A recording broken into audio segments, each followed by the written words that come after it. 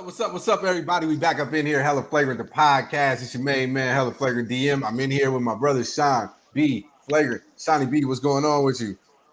Another day, sports to talk about. Here we go, man. I Yeah, mean, a lot of new things. Not a new things that just came out, but I'll let you start getting into it. yeah, man. It's a lot going on, especially in the NBA with free agency, big money. We talked a little bit about it already.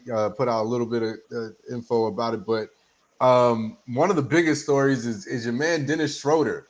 Um, I guess went against LeBron, turned down 4 years, 84 million, and is getting what, like 8 or 6 somewhere. Is he? No, I'm thinking like a five. I think he's like Oh, five, it's like five point 5.9. six. Oh, it's Yeah, something something like like that. that. Something like that. It Like doesn't matter. the mid level exception, I Exception. think. Yeah, it's under $6 million a year. You Yeah. went from possibly 21 to under $6 million a year, and so couple things it brings up is like, hey, why would you do that? Number one, but then number two, we look at the money that's going on around the league, and it's I wouldn't say ridiculous, but it is getting a little out of hand. The amount of money. I know Joel Embiid just signed another extension. Um, you obviously we knew about Steph getting his money. There's some other big money going around the league right now, and so when we look at that, we want to ask ourselves first of all, what was Schroeder thinking? Number one, but then also number two, when we start looking at these numbers as a mid-level player in the NBA, how does that stack up to other sports, and how does that look? When you start stacking that up against other sports. So I'm gonna let you get into that for a minute. We're gonna talk about this money thing. Yeah, man. Look, Dennis Schroeder, let's talk about him. Obviously, he first started at Atlanta, wound up going to OKC in a trade. He played pretty well there. Obviously, he still was a backup, but wound up going to LA with LeBron. He played with LeBron and AD. Look, he was okay. He wasn't the best. It didn't seem like him and LeBron and AD kind of was on the same page all the time. But look, it's LA. You're playing on a great team. It didn't work out, obviously, for the Lakers this year, but at the same time, you're in LA. You're Yeah, getting they offer you 21 million during the year. You want to try your luck, on free agency, and that's fine. There's nothing wrong with that. But you got to understand sometimes situations are better when you know where you're at, or maybe not to just venture out because you might think you're worth more, but you're really not. So right. in his situation, he just saw everybody get picked up left and right, left and right, left and right, thinking that he was going to get the same treatment. But for some reason, something happened in the NBA where they just said, "Look, Schroeder's not really worth as much as he thinks he is," and so he wound up signing up to Boston for, I guess, $5.9 million. The crazy thing about it is Marcus Smart actually just got his deal, who I guess is probably either going to start or he's going to be backing up Schroeder, but he's going to get about 19 to $20 million per year. And I mean, if let's think about it, if he's going to play backup or even if he's a starter, you got a $15 million difference in between these two players. Dennis Schroeder's going to look at him like, man, I deserve more than this, or I should have got this. But hey, it's the nature of the business. This is what you chose. So, you Yeah, know, I mean, tough sledding for him, yeah. man. Talk to your agent. Right, fire That's all I him, can, get him out of here that's all I quick. can tell you at this point. Because again, when you look around the league and you look at some of the contracts that were handed out in both free agency and then obviously with contract extensions, um, NBA players are getting I wouldn't say ridiculous amounts of money, but money. And so when we look at again Steph, uh, the Giannis's, the Joel Embiid's. These guys are making, over 40, close to $50 million a year in some cases. Kevin Durant, 50, um, 50. 50 is kind of the number right now. And if you look around at other sports, I think soccer may be the only sport where you have some of its stars that make as much or more um, just off of their salary.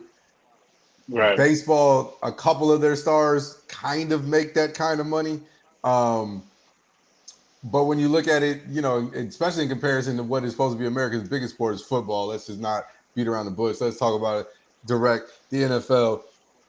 NFL players versus NBA players. The money. Let's talk about that for a minute because there is a discrepancy. If you're the top player at your position in the NFL, how close are you financially to say the top players in the NBA?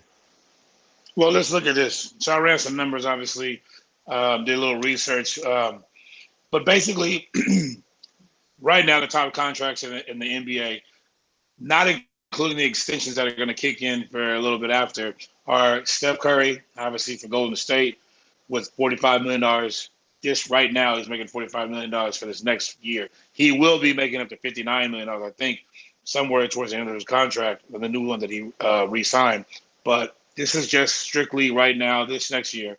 $45 million for Steph Curry. John Wall, who played in Houston, who, let's be honest, hasn't played in about 2 years. And even this year, he didn't really do too much because his team was terrible. And he was still kind of recovering from his ACL injury or whatever it was that he got hurt with. But he's making $44 million. Russell Westbrook, Mr. Triple-Double, who now is in LA, is making $44 million for next year. Think about it. They got LeBron, who's making 41. Westbrook now making 44. I'm assuming that AD is somewhere around that 30-something billion dollars at least. This is money everywhere, and they couldn't give Dennis Schroeder any type of money, but we'll get off of that. James Harden, $43 million, and Damian Lillard is at $43 million. Now, in football, the comparable quarterbacks are around that, so no big deal. Patrick Mahomes, $45 million. Cool. Josh Allen just got an extension. He kicks in. He got $43 million. Cool. Dak Prescott, $40 million. He's off ACL, not ACL, but a messed up leg. I forgot how he broke his leg. But either way, he's still a quarterback for the Cowboys. $40 million, fine. Sean Watson, who probably won't get any of his money this year, or at least will take a hit because of the whole allegations, $39. And then Russell Wilson, what does he call himself? Mr. Unbelievable or Mr. whatever, Unlimited, Mr. Unlimited, Russell Wilson at $35 million. So comparable for the top people, top positions, but this is quarterbacks. Right. Let's talk about other positions. This is where it gets interesting. DeAndre Hopkins is one of the best receivers in the NFL, bar none. Not going to dispute that right now. He signed a contract and re-upped in Arizona for $27 million per year. You can understand that, right? Obviously, he's one of the best at his position. He's been there for a long time. No questions about it. Here's where it comes into play. A comparable contract to DeAndre Hopkins, one of the best to ever do it at his position. Al Horford. Didn't he win a championship with the Florida Gators though? Did you just hear what you said? Like 18 years ago. With the Florida Gators? That's a college team. I'm talking about the NBA. I'm not talking about college. That doesn't count. I don't care what he did with what he did in college. Al Horford, who did not play last year, I'll take a guess. See if you know where he played for the NBA team last year. What team was he on? The last team he was on was what team was he on last year? Boston, wasn't it? Incorrect. He played for the Oklahoma City Thunder. Really? That's exactly. Yes. $27 million, didn't play at all. Sat on that bench, and he made all his money.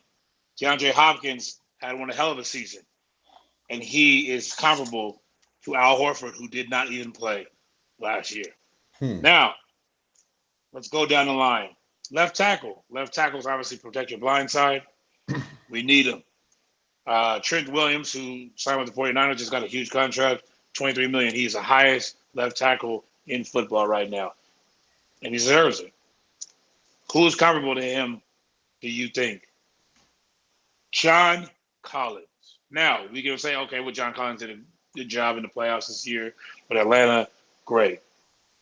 But let's also remember that John Collins just got a contract extension a few weeks ago. John Collins is going to make even more than that next year. Somewhere closer to $27, $28 million. That's way higher than a person that protects your quarterback, the blind side. I don't think that's fair. And last but not least, I'm going to go on this. I'm going to talk about one pass rusher because it's near and dear to my heart. Khalil Mack, who was one of my favorite pass rushers of all time. He was a Raider. He's not a Raider, unfortunately, but he's a Chicago Bear, and he's still one of the best in the league. Buddy Hield makes the exact same amount of money as Khalil Mack. I'm just gonna leave it at that. For all y'all that don't know who Buddy Hield is, it's not your fault. It's his. He's not very good, and he doesn't deserve that money. So, You mean you're not going over to Sacramento to watch Buddy Hield games? no, I'm not. I'm not going to Sacramento to watch anybody over there play. But last but not least, we go to the running backs. It's the running back position, even though it's getting phased out, there's still some great running backs. I mean, you're talking about fantasy football, everybody picks him first. Here's the people that you pick first. Christian McCaffrey. He's comparable to OG Anunoby and Davis Bertans. If you don't know them, neither do I. Don't worry about it. Zeke Elliott, another Cowboy. I know them both, but I should know them. That's the point. You shouldn't. $15 million contract. He's compared with Marcus Morris and Will Barton. And Alvin Kamara, one of the electric new running backs in the league, obviously plays for the Saints, won me a fantasy football championship. He is compared to Derek White. You've said this before, and I still don't know who that is. Plays for San Antonio Spurs. I don't even think he starts.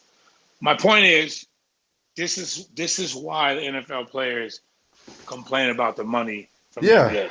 Now, they're not hating on the NBA players, and nobody is. But the fact of the matter is, they're making generational wealth, and they're not even doing half the stuff that people in the NFL do. I'd like to say two things about that topic. Number one is I think we all can agree that football is a way more physically demanding sport and probably has a lot more lasting impact on your physical and mental health than any other sport. Right. Two, I would think, and maybe we could do this in another show, I want to see the comps from what NFL franchises make to what NBA franchises make. Because I'm guaranteeing you that the NFL franchise makes slightly more than that NBA franchise, and they still find a way to play their players a lot less and find a way to, you know what I'm saying? I would almost guess. Sure. I don't know, so don't quote me, but I would almost say that the NFL franchise gross more than the NBA franchise. I would think that. So I would like to see that as well. But then also the last thing, the other point about this when we talk about the money, we're talking specifically about salary here, right? Like we're talking about the money that these players make for playing the games. I think where the NFL players are also at a huge disadvantage is that they don't make nearly as much from endorsements either. And that largely is in part to the NFL and to the league and to the way they police the league, to the way they control the league.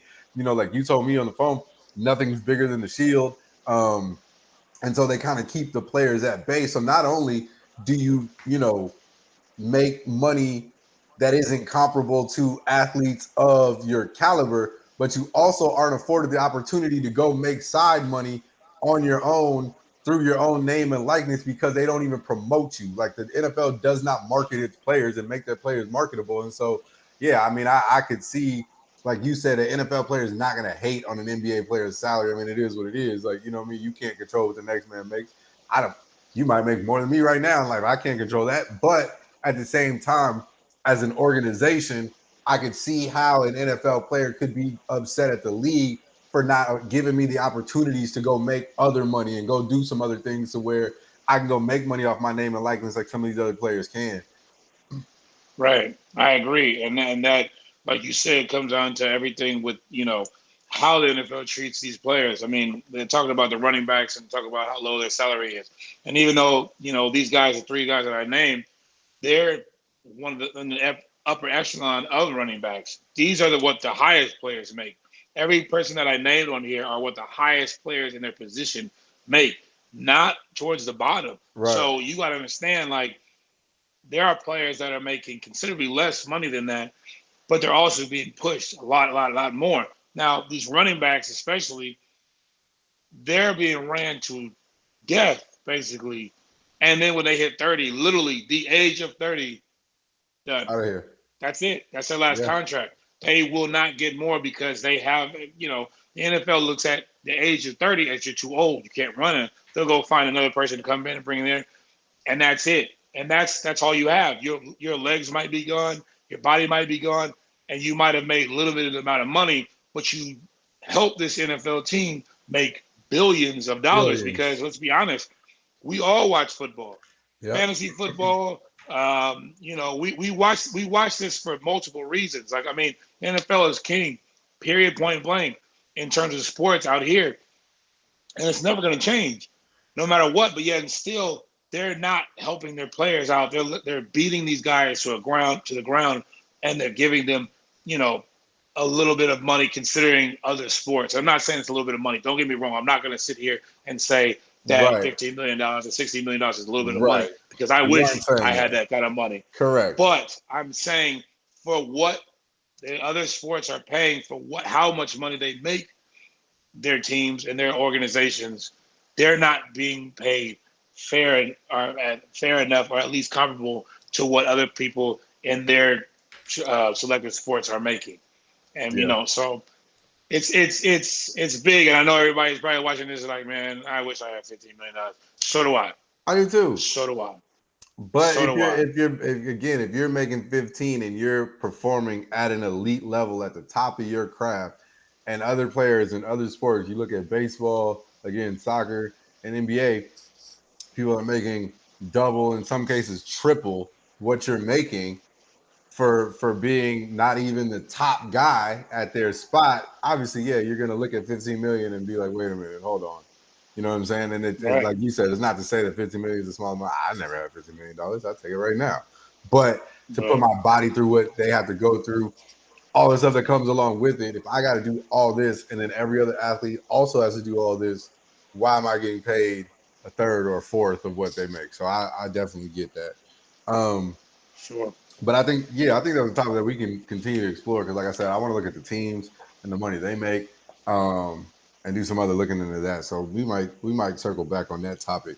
Um, I'm gonna move actually and switch things up, and I'm gonna move into a topic that's a little bit different from what we normally talk about, but it's definitely something that needs to be addressed, and that is mental health when it comes to sports. I know we touched on it just a little bit here in the football realm, but it has come up and has become more and more prevalent. Obviously, with the Olympics, we had Naomi Osaka, who obviously there was a whole ordeal about her not wanting to participate, and a lot of people were upset at her, for choosing to sit out due to her mental health. And then Simone Biles, who also decided to sit out a portion of the Olympics, and then obviously came back and returned to win a bronze medal for the balance beam for the U.S., but also citing mental health. And I think that this is something that really needs to be brought up because it's something that's really kind of sitting on me. And I think, and it's a good way to bring this into this too. I know we both discussed the Malice at the Palace documentary, and I think one of the things that is important from that documentary is that we don't always get to see all angles of things. We don't always get to see every perspective of what's going on. A lot of the times we get what the media is feeding us. We get their version of what they want to feed us, but we don't always get all of the insight. And that's why, I mean, honestly, if we could be frank about it, that's kind of why we started Flagrant Foul, because we wanted to go deeper into some of these stories, right? We'd hear about some of these stories online and we want to know, wait, no, this doesn't sound like every piece of the story. We want to dig deeper and figure out what else is going on here. And so I think, with these athletes, there's a lot at play that a lot of people don't take into consideration. Yes, a lot of people look at them and say, okay, we know about the physical work that you put in, and we appreciate the physical work ethic, but the mental, you have no idea what somebody's family may be going through. Like, for example, again, given to Naomi Osaka, her dad is of Haitian descent. Haiti just suffered one of its largest, most devastating earthquakes in history. I think that the current death toll as of right now is over 1,400 people. You know what I mean? With Yeah. two major hurricanes looming in the Gulf, that's somebody's family. You know what I mean? That's a large part of somebody's family that her heart as a 23-year-old young lady, she feels for that. She wants to feel for that, and she's allowed to feel for that. And I think one of the statements that she made in her Time article that really stood out to me, and I think this is a smart thing for all sports, athletes should be allowed to have sick days or personal days where they may not want to talk to the media. You know what I mean? Right. And I think Blake Griffin, I think he was it Blake Griffin or JJ Redick? One of them said it. I think it was Blake. It was like after interviewers put the microphone immediately in your face after you just played for 48 minutes back and forth. You panting, you sweating, you might have won, and all this other stuff is going on. You expect me to have a coherent conversation with you right now in this moment. And it's like, nah, wait, hold on. Like, let me, I do this every night, the lights, the cameras, 100 different questions. I just made it through this game. You don't know what else I was fighting at home to even show up tonight. You know what I mean? You look at guys like Derrick Rose who've had that taken personal days. And when I look at that now, I actually applaud him. Like, go take your personal days. You know what I'm saying? If you really need that, if something's really going on in your life and you really need that, go take your personal days. Because at the end of the day, there's a lot expected from athletes. There's a lot when you look at them physically, there's a lot that goes into just being able to perform at that level. But then you look at all the appearances they have to make, the hands they have to shake, the outward demeanor, the being friendly, and all this other kind of stuff. If you're a person that maybe is an introvert or you're just not good at dealing with people and you're forced to do this daily, you should be afforded some time to say, hey, you know what? I need a minute. I need y'all to back up for a second. Let me breathe. I'm still a human.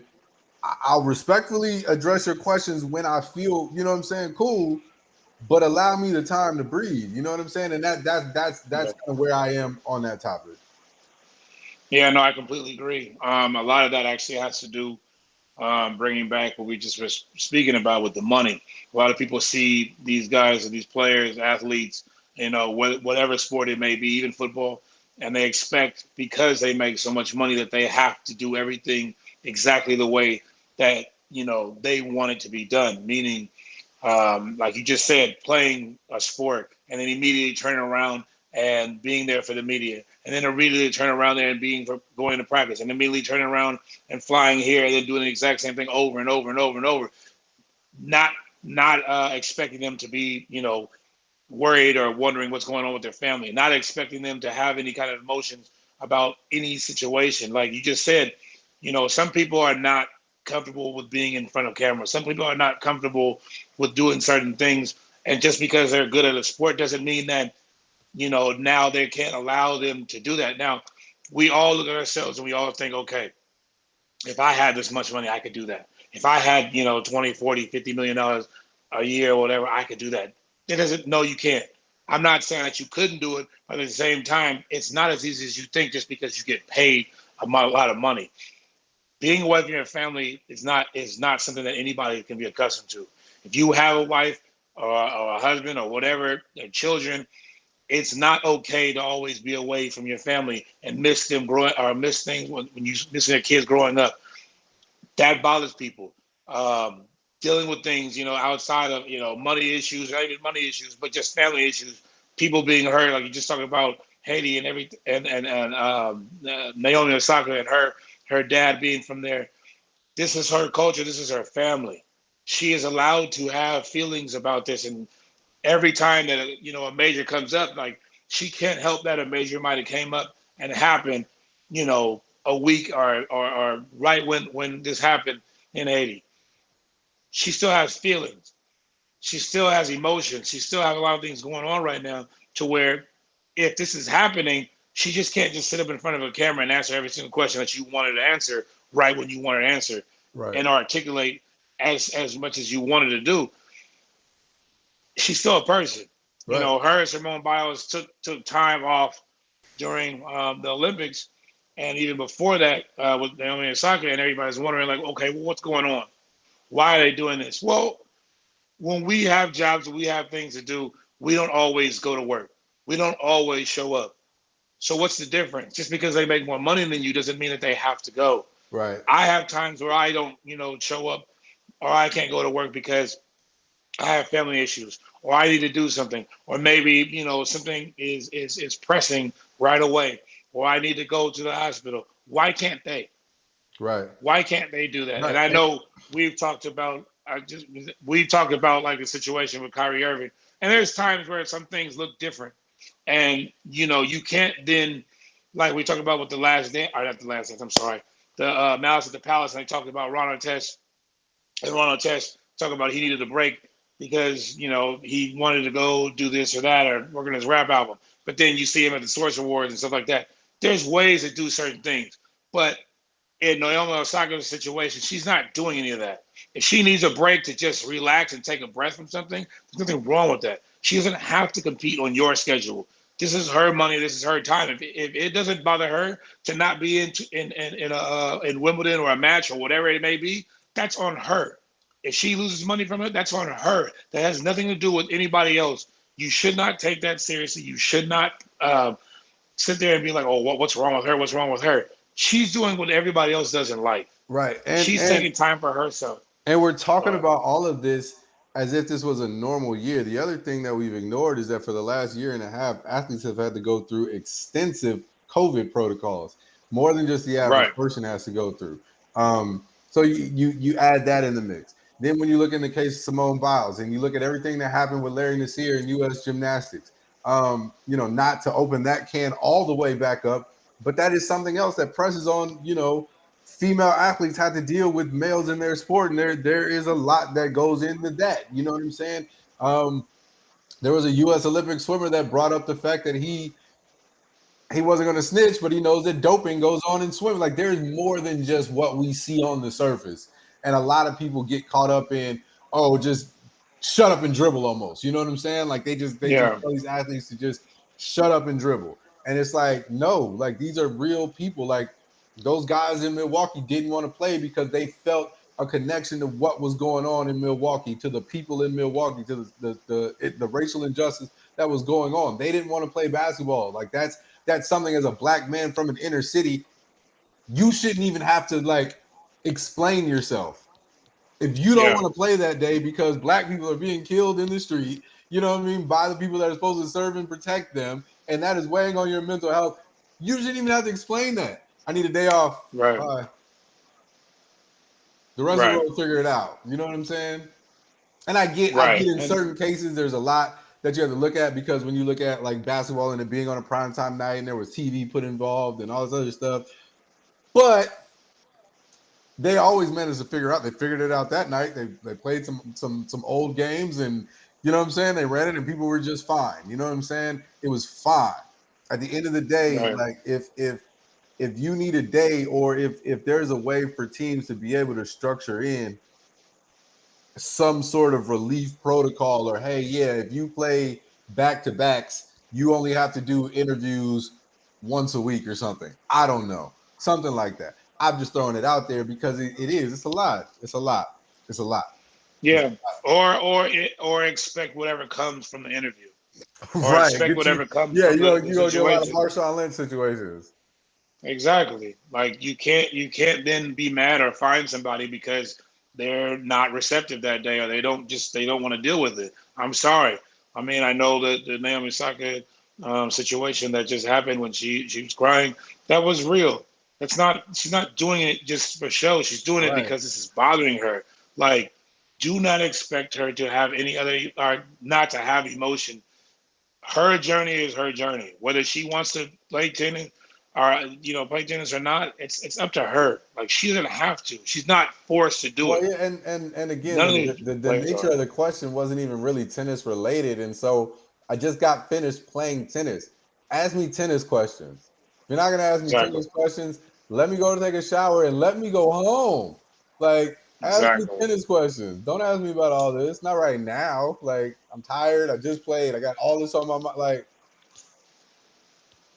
Exactly. so, I don't know. We had to definitely put that out there and definitely talk about that topic, but it's something that will come up as different things pop up because there are a lot of outside factors that affect, the mental health of athletes and these players. So, bringing this home though, and I think this is a decent segue to talk about like mental health, addressing issues, and all that fun stuff. Draymond Green and Kevin Durant sat down for a one-on-one interview. And it was no holds barred. They got to speak freely. Draymond was pretty much interviewing KD. They obviously got to talk about KD's, early years. They talked about their time together on the Warriors. They talked about their fight. They talked about a little bit, what's going on outside and afterwards, right? And it was an interesting thing. So we're introducing here we go. We're introducing a new segment on the Flagrant Foul, just so you guys know. This is called the Bomb. And what this is me and Shawnee B have not talked about this at all. We have not discussed these topics or this topic that I'm gonna throw at him. I'm gonna throw out something that I know is going to get him a little bit riled up, and we're just gonna see how long it takes for him to bubble over. Okay, so here we go. The topic or the question is from that interview. Kevin Durant said, quote, everybody else does the same thing I do on Twitter. Why am I the one getting thrown under the bus? Do you think Kevin brings that internet stuff on himself, or is it like he says that he's just the guy under the microscope and that he just does everything else that everybody else does on Twitter and he's a normal Twitter guy? Shawnee B, give it to us. Look, it's crazy. I watched that interview, and I did not think this would be a question that you would ask me. I mean, obviously, there's a lot of things that went on in that interview, but I would just answer, obviously what this entails, and this is all on Kevin Durant. I don't know what he's talking about in terms of, oh, everybody else does the same thing. They don't. I'm sorry to say this, but they don't. Look, you have the right to do whatever you want to do. It's your phone. I'm not going to sit here and say, that Kevin Durant is not allowed to tweet anybody or not allowed to say anything. But do not sit here and act like you do the same thing as everybody else. First of all, we can talk about the burner account. Do what you want to do. If you want to be Sam from Ohio or Jeffrey from Milwaukee, you can do that. You can be whoever you want to be, whenever you want to be. That's the beauty of Twitter. They don't ask you much. Just basically put your name in there or whatever name you want to be, and you can be it and go whatever. Now, the crazy part about it is you're doing this, but you're commenting on stuff that on your page. So you're going around. Now think about this. We just talked about all the stuff that pro athletes have to do in life and everything that they're expected. And for some reason, Kevin Durant has more hours in the day than anybody else. Don't know. But anyway, in his time, he spends there and he sits on the phone and he literally will find people to pick on. Now, other athletes will comment on things that come their way. Draymond does it all the time. Damian Lillard, who he referenced in there, and CJ McCollum, they do it all the time too. But the difference between those guys is they look at what they're talking about and who they're saying different things to. And when they're saying them, they put it in a way that, A, it can be stern correct, and it might, it won't really come back on them too much. Now, the whole thing with Michael Rappaport, when that came out a little while ago, I'm sorry.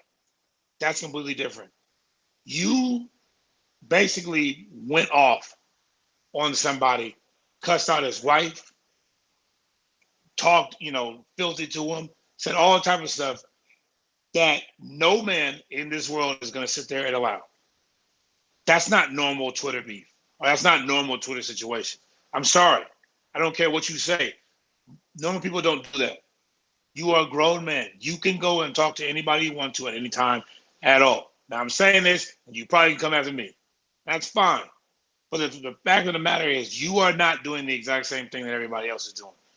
One hell of a player, and you're allowed to do whatever you want to. But in this sense, I'm telling you, if you think that you're just doing regular things, that's not the case. I'm sorry. I have seen multiple situations where you have gone at regular people, kids, children who are commenting. This is a platform for people that just want to have their voice. Just like we're sitting here and we're talking on this, we're just doing it. It's fun. We're doing this obviously to spread it out and to have conversation. You don't need to come at anybody and cuss them out. You're Kevin Durant, just like you said before. You know who the hell I am. What does it matter? Why do you need to yell at people all the time for no apparent reason? I'm sorry. I can't get on board with the whole kid stuff, talking filthy to people, because I'm telling you right now, Kevin Durant, if you do that to the wrong person, it can be a problem. And then if that happens, I don't know. Like you might be 16, you might have all the money in the world, you might have a big bodyguard, but I'm telling you right now, do not do too much. But in all this whatever, this is not okay. I'm exonerated because everybody else does this. I don't do that. I'm sure you don't do that. I know a whole bunch of people in this world that do not go on Twitter using different accounts and talking, whatever to people. And then on top of that, the reason why you're using it probably is because you don't want to get in trouble. But the fact of the matter is, everybody knows who you are. Yeah, Yeah. it's not like you're that secretive. You're not That's very the good at it, Devin. problem. That's the You're problem. not very good at it. You're Let's put it not like good that. at You're this. not very good at it. You're not.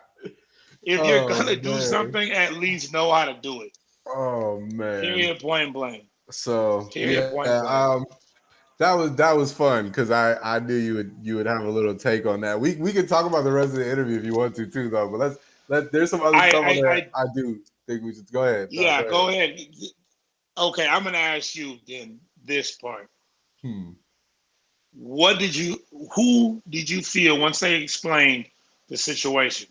Once Kevin Durant and Draymond explained the situation that happened, what was that in 2018? I guess um, in LA, the Clippers game. It came down to the end, and they had their incident. When they both explained the situation, apparently, and more specifically on Draymond, when he explained his response to the situation. What did you feel about that? And on top of that, do you think the Warriors need to do something because of his response? So okay, so here's the thing, right? Like on any other team, Draymond Green would not be considered a superstar.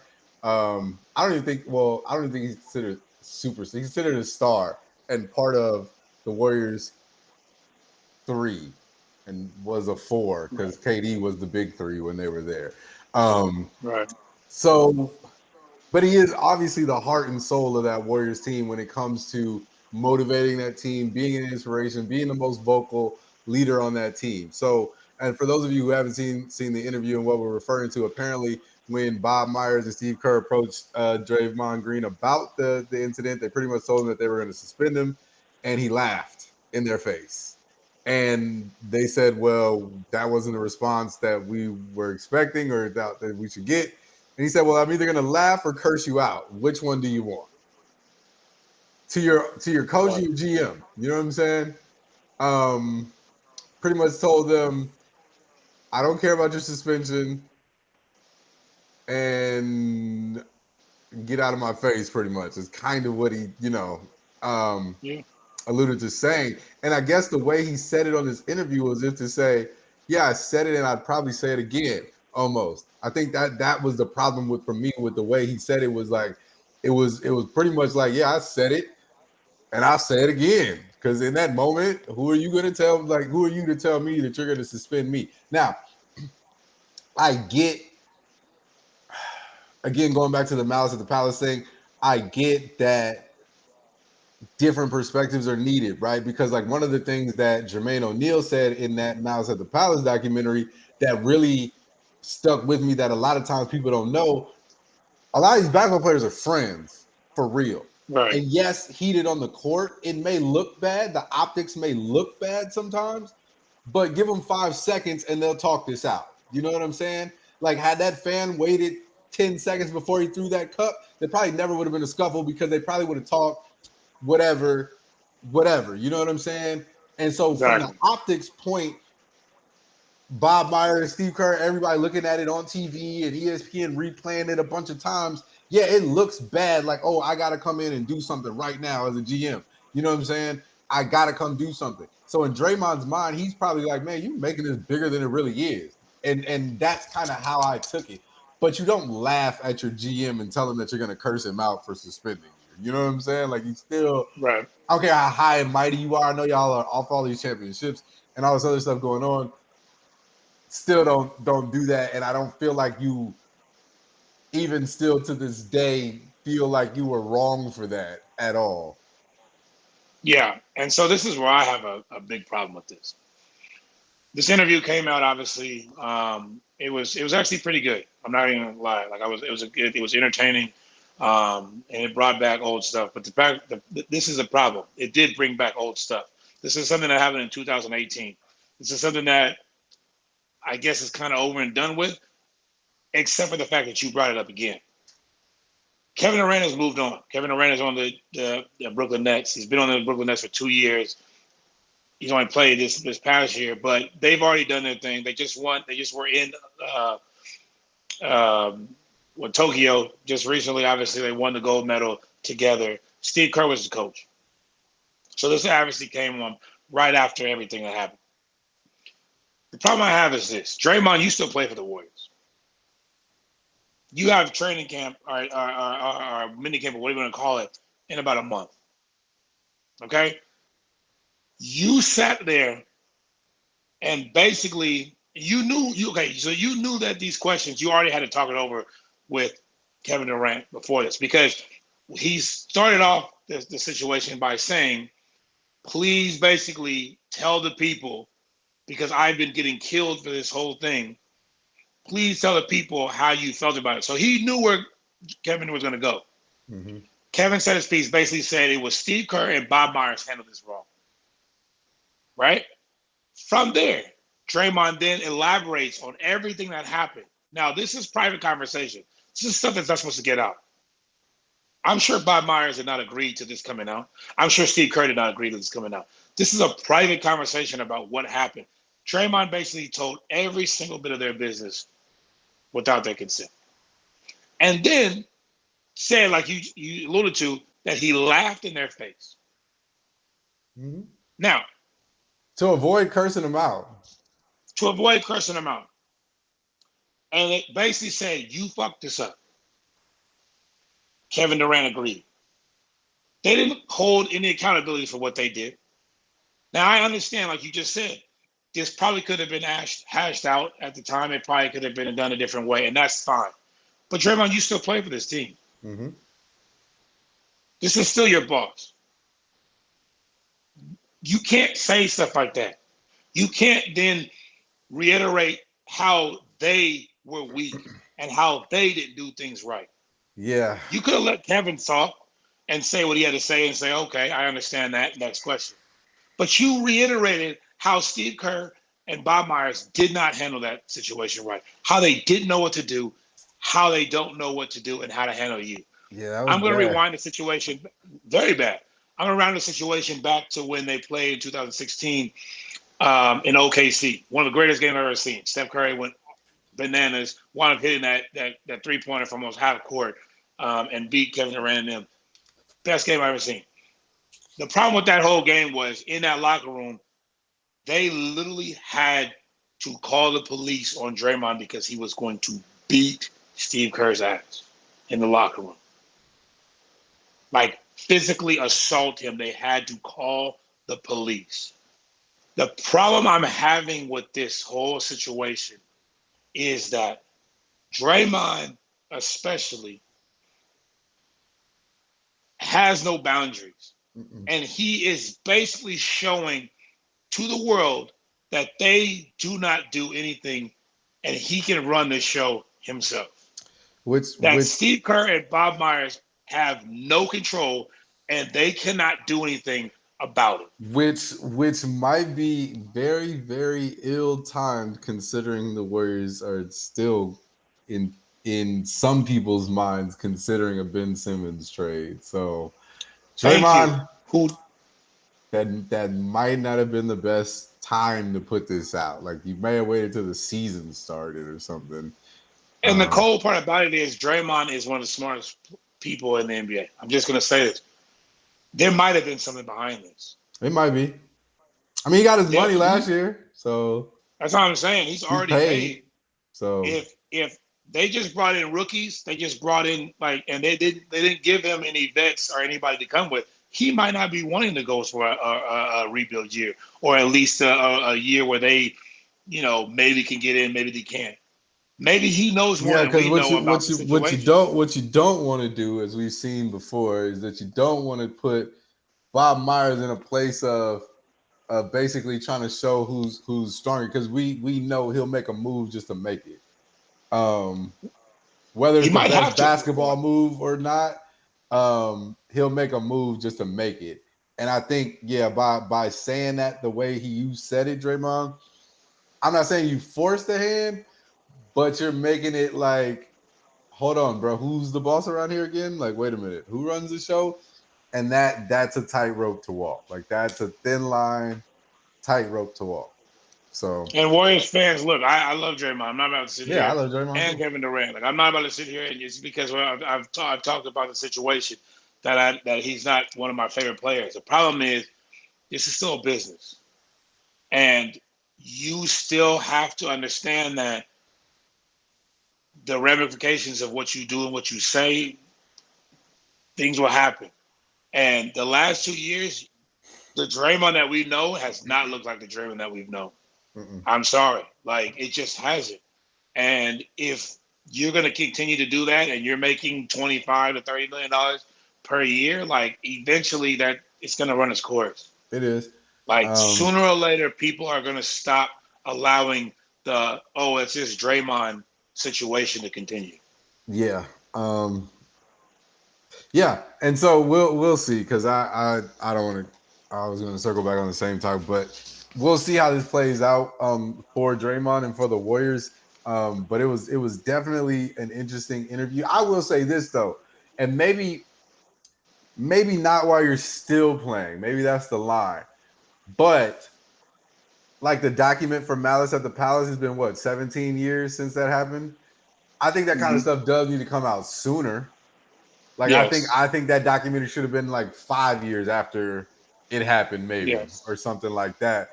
Not wait 17 because I think there should be an opportunity for guys like Jermaine O'Neal, Ron Artest, and Stack to be able to tell their sides of a story that isn't being told completely. You know what I'm saying? Like I think those things should come out while they're still able to have a voice in some kind of way, I think. But maybe not while you're still actively playing Right. on a team that you still have to go check in for in a month, Draymond. So we Right. got to find some balance in between doing it while you're active, but not waiting 17 years for it. Because I don't want to wait 15 years for the Warriors 30 for 30 to come out. No, No, me neither. I Me don't see neither. that thing in a minute. So, but rounding this off, um, as we we do have a new segment. We have a couple new segments here on the Flagrant Foul. One of the things that we're going to do, we didn't get one in on this episode, but it'll be something that'll be regular, a part of our social media, is our debate segment. So we do want to make sure that you guys know about it. We would like to debate. Anybody that feels like they have a strong opinion on any sports topic, doesn't matter. We'll find a way to debate with you. Feel free, send us a message, a DM, whatever, leave a comment under one of our posts. But we are interested in having you come on this platform with us and debate whatever sports topic you feel like you know well and you want to come on here and debate. So feel free to shoot us a message, comment, whatever the case may be, so that you can come on here and be a part of the debate episodes. Yeah, it'll be interesting. That's what I say. Just messages, let us know what's going on. But like, I mean, we're here. We know everybody has topics and things that they want to talk about, especially with sports. I mean, obviously, this is why we do this. So feel free. Obviously, we can get you on and we can see what you guys got. For sure. Well, on that note, we're going to wrap things up and we're going to say, check us out on the next one. Make sure that you like, comment, share, follow, subscribe, all that fun stuff so that you know when the next episodes of the Flagrant Foul, Hella Flagrant, the podcast are coming your way. But on that note, Hella Flagrant DM, Sean B. Flagrant. We're going to say peace and be out.